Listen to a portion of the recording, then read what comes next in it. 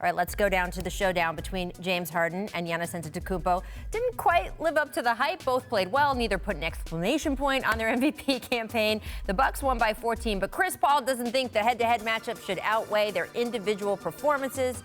Here is what he said. James went on a historic run. Know what I mean? Obviously, I'm biased about the MVP and whoever and whatnot. But those of you that decided on head-to-head games with a few games left in the season, good luck with that. Happened to me in 08. In case you forgot, CP3 finished second in the 2008 MVP to Kobe. That was Kobe's lone MVP. Steven, did last night change anything for you in the MVP race? If anything, it made it more leaning towards Greek Freak. You know, they won it. It shows how dominant they've been all year. It shows that this is one of the teams that can compete with the West for a championship. And, you know, Greek's been doing it all year. This team's been doing it all year. I'm not surprised at all. Did you find it odd that there was almost like the reigning MVP, which is James Harden, who shouldn't have to say anything to anybody, right, was coming into the game last night with the shirt on and with PJ Tucker and with the ad in the paper? Like, you're the MVP. Don't worry about it. Like, I honestly think he feels like he might lose it.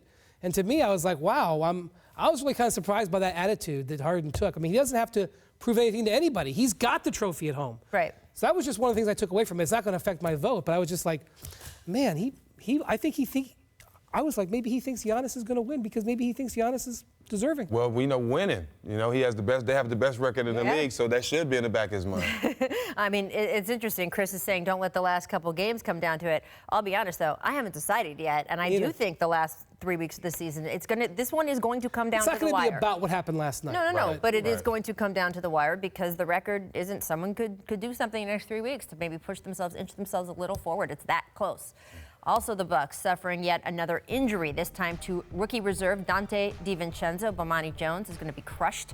He is out for the season. DiVincenzo, not Bomani, with a foot injury. The Bucks are also dealing with injuries to Malcolm Brogdon, Nikola Mirotic, Pau Gasol, and Tony Snell. So in response to all of the medical issues in Milwaukee, we would like to introduce you to our latest and greatest show within the show. Yes, it is time for Greek's Anatomy. I'm so happy. Brian, how concerned should Bucks fans be about all these damn injuries? Okay, well, DiVincenzo's been out for a while. I think they knew he wasn't really a part of it going forward, but what you're hoping for is all those other guys. I mean, Brogdon and Mirotic and Snell have been starters.